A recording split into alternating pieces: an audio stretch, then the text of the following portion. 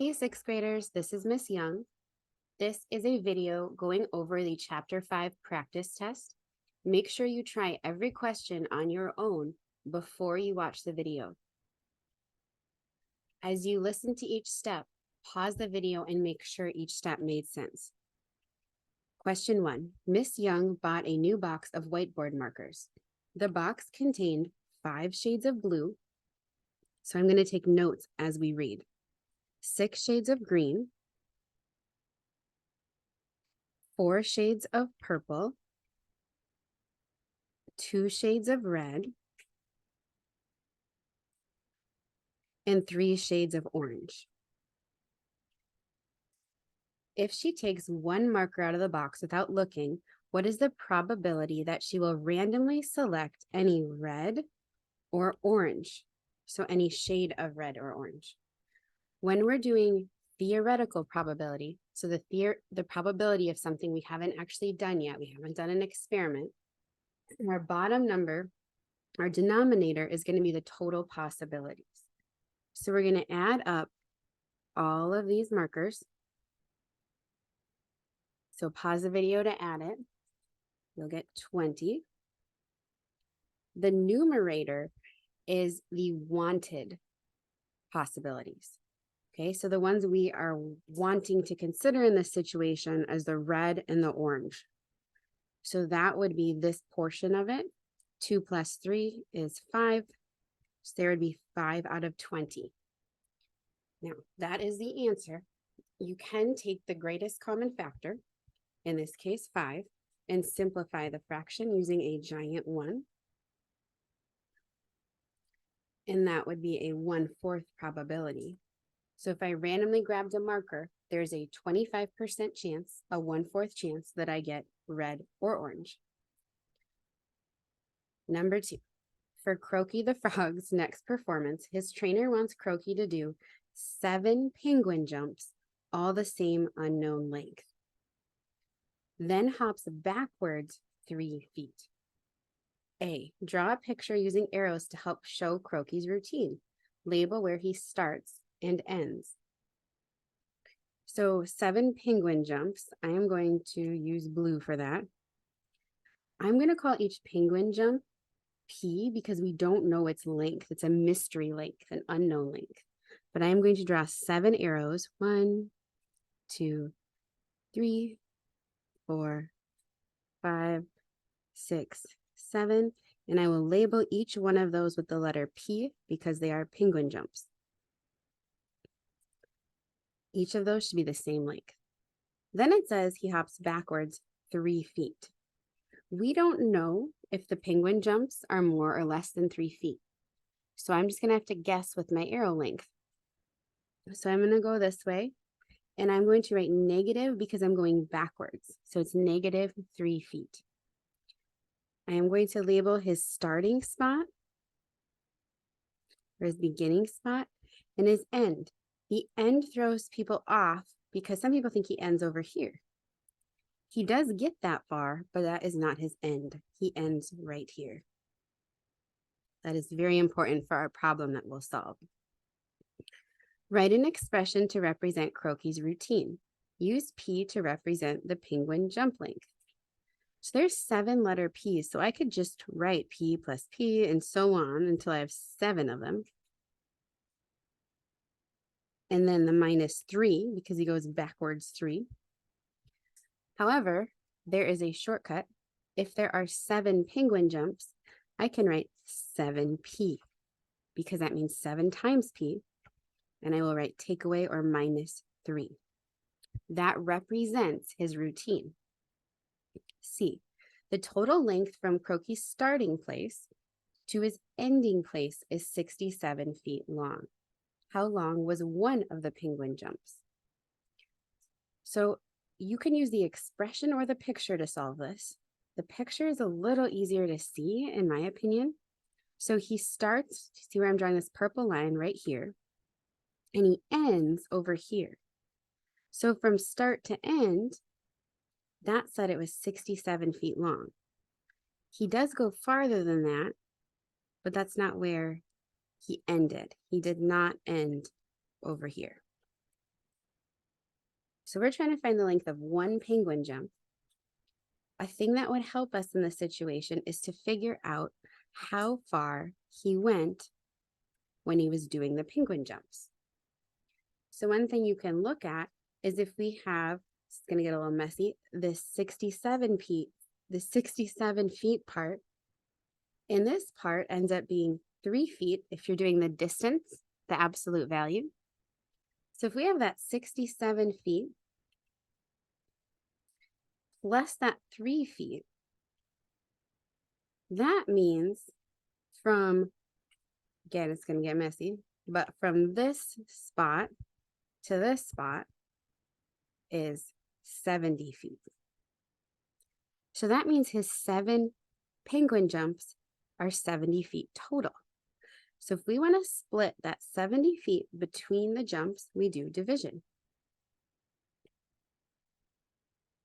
by 7 because there's 7 parts. And we get 10. So each penguin jump is 10 feet long.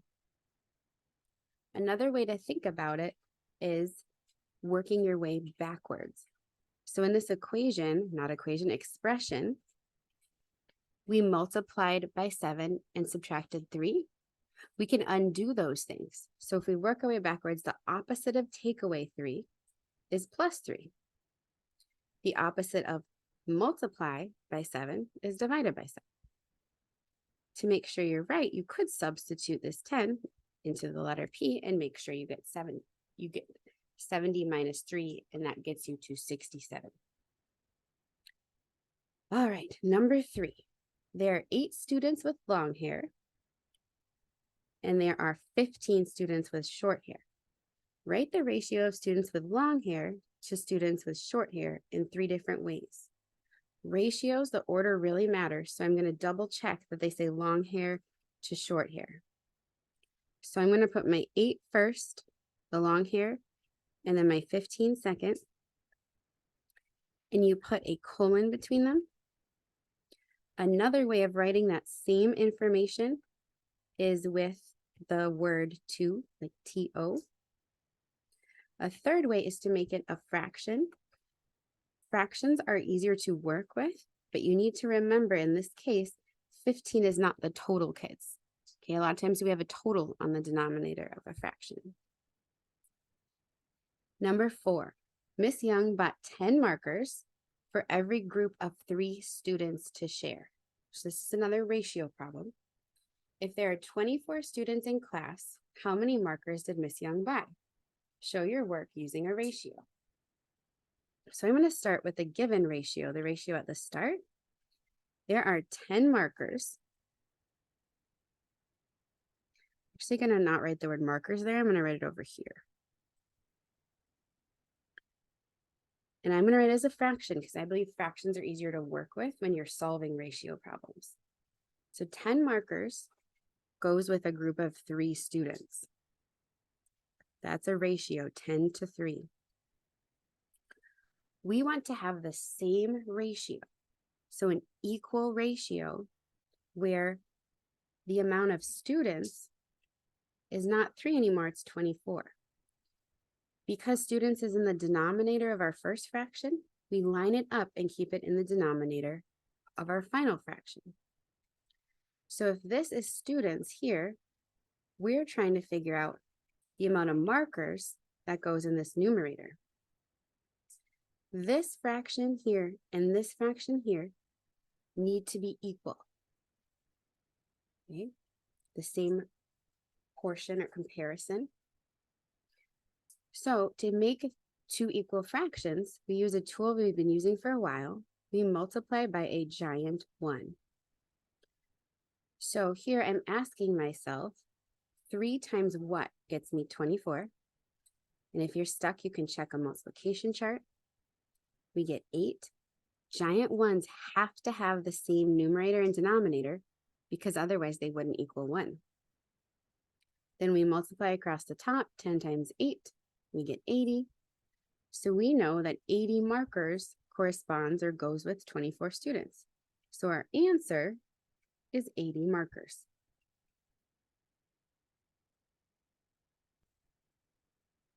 Number 4,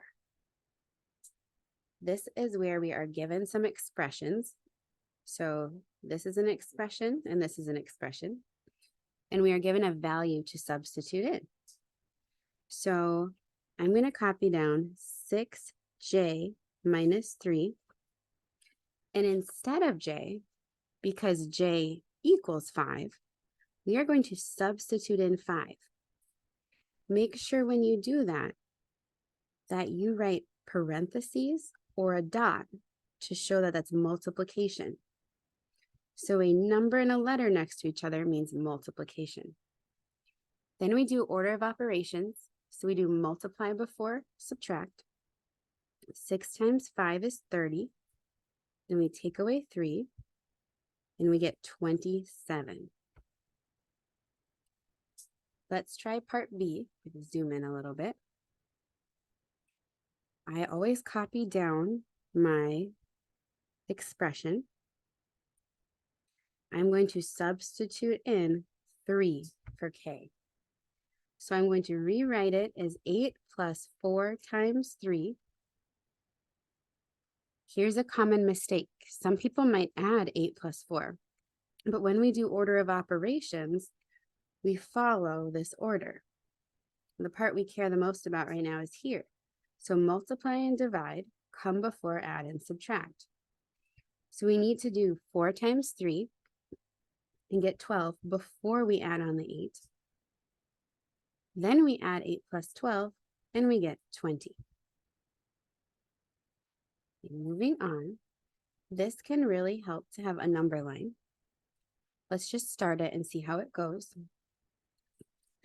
These bars that you see that go like this, remember that's called absolute value, and it gives us the distance from 0. So basically, if a number is positive or 0, it stays the same, and it turns negative numbers positive. So if I'm looking here, this is going to be positive, and this is going to be positive. So I still keep this negative sign, but this negative sign in here made it, the absolute value made it positive, made the -5 into a +5. You can also think of a negative symbol as meaning take the opposite of. So this could mean take the opposite of the absolute value of -5. So the opposite of +5, which is -5. Then this is where I would like to use a number line. So I always put 0 on my number line. And if you need a number line, let me know. I'm just going to sketch one. So my first number is my starting spot. It's a little messy. I'm going to start at -5. And +4 means I go to the right. So I go 1, 2, 3, 4, and I end up at -1. That's my answer. Part B, remember that absolute value turns things positive if they're negative. The distance from 0. So the absolute value of -9 is +9. And then we do the same process here. We get 9 plus 9, which is 18. Okay, adding and subtracting fractions. You had a quiz on this. I'm hoping people have got it down pretty well, but here's another chance to learn it. These two you do not have to carry or borrow. That is something we've been working on. My first step is to find the LCM. So I'm going to list 3s. I'm going to count by 3s, the LCM of the denominators. And what's interesting is my LCM in this case happens to be one of the numbers. So I didn't even have to list any 6s besides the first one.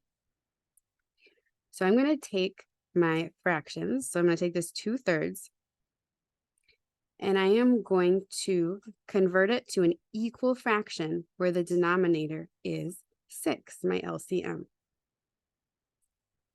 Okay, I'm going to put this here. I need it to be an equal fraction, otherwise I'll get the wrong answer. I am going to multiply by a giant 1 that guarantees that my fraction will be equal. 3 times what gets me 6? That would be 2. We need the same number in the numerator for it to be a giant 1. Multiply across, 2 times 2 is 4. So 2/3 and 4/6 are the exact same portion. So if you ate 2/3 of a pizza, you could have cut it into smaller slices, but you'd eat the same amount of pizza if you called it 4/6. Let's convert 1/6 to a fraction with 6 on the bottom. So I purposely said that. Hopefully you caught that. Do we have to convert it to 1 with 6 on the bottom? No. I've seen some of you draw giant ones like this, and that's okay, but that's not necessary. So if it already has the denominator you want it to, I like to draw a check mark. Okay. Then I rewrite my problem. So I write 8 2/3, except instead of 2/3, I'm going to write 4/6. I can trade them out because they're equal. We know they're equal because we used a giant 1 to create them. And then I'm going to do 7 and 1/6. So first I add my sixths. I have 4/6 and 1/6. That gets me 5/6. And 8 plus 7 is 15. Okay, going on, the next one, make sure you notice it's subtraction. So I'm going to list multiples of my denominators. So I'm going to go through and list some multiples of 8. So I'm going to go 8, 16, 24, 32. And sometimes it's hard to tell how far you need to go. It's okay if you write more than you need. And it's okay to go back if you don't have enough. I count my 3s, 3, 6, 9, 12, 15, 18, 21, 24.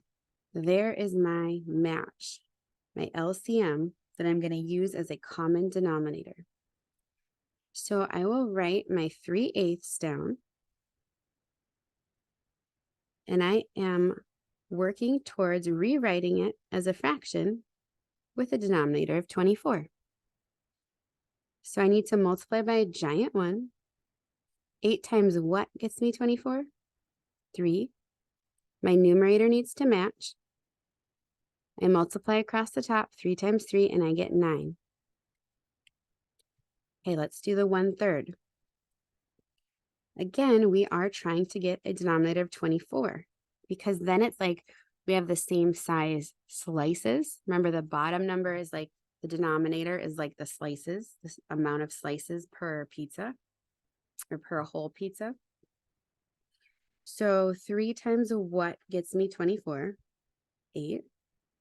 8 goes in my numerator because I need to match. 1 times 8 is 8. So then I copy down my equation, and I like stacking them vertically, like up and down, because when you get to problems where you need to borrow, then you are set up in a better position to do that. And notice I wrote 3/8. I don't want to write 3/8. I want to write 9/24 because that is an equal fraction. Oh my goodness. 9/24. And then the other one, instead of 1/3, I'm going to write 8/24. Now here I am going to subtract the fractions. I start at the lowest place value or the farthest right, just like other subtraction problems that don't have fractions. 9/24 minus 8/24 gets me 1/24. 5 minus 2 gets me 3. That is my answer. Okay, we have 8 and 9, and then we're done. Number 8, there are 2 triangles below. Notice they're the same. On one grid, enlarge, that means make bigger, this triangle by a ratio of new to original, 4/1. On the other grid, make a reduction, that means make smaller, of 50% of the original triangle. Label the lengths of each side on your new triangles. Okay, so I'm going to label the lengths on my current triangles first. There's my base and my height.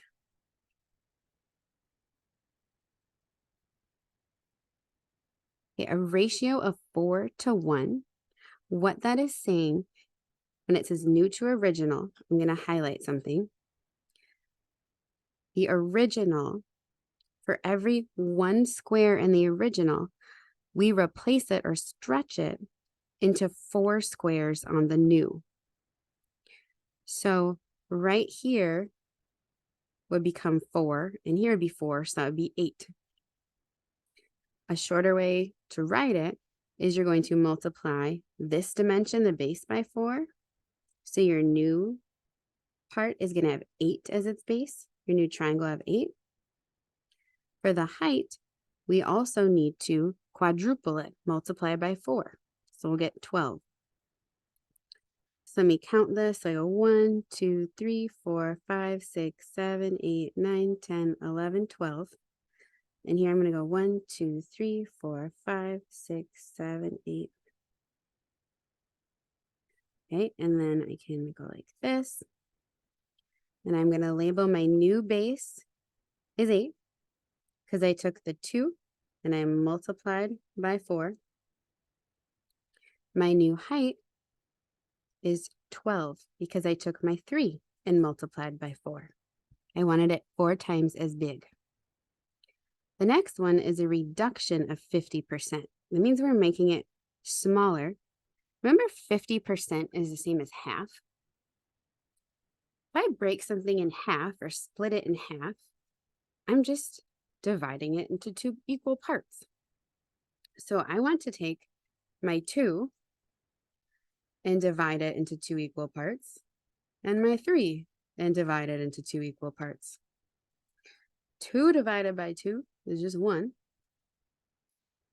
3 divided by 2 might be a little harder to think of, but you get 1.5. So that made a littler triangle, a reduction. And I almost forgot to label it. We have 1 here and 1.5 or 1.5. Last problem, prime factorization of 200. This is a review question. Hint, start by making a factor tree. Whenever I see a number that ends in a 0, I like to use 10 as a factor. So remember, the 2 numbers you put on the branches have to multiply to get the number it connects to above. So it's times, not adding. So 20 times 10.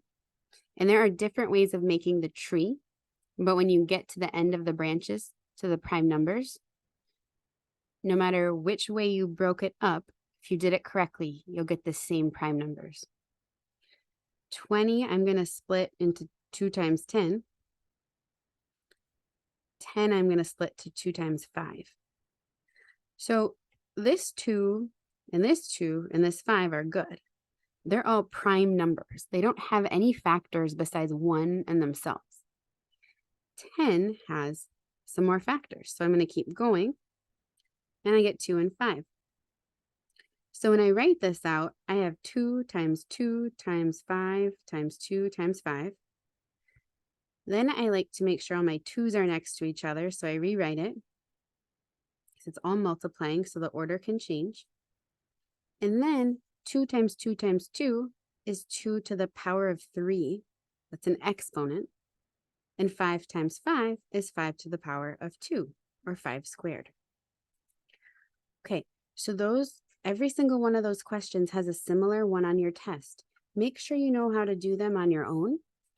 To try them again, please reach out with questions. You have got this. Do your best to prepare for the test, and you will do well. Thank you.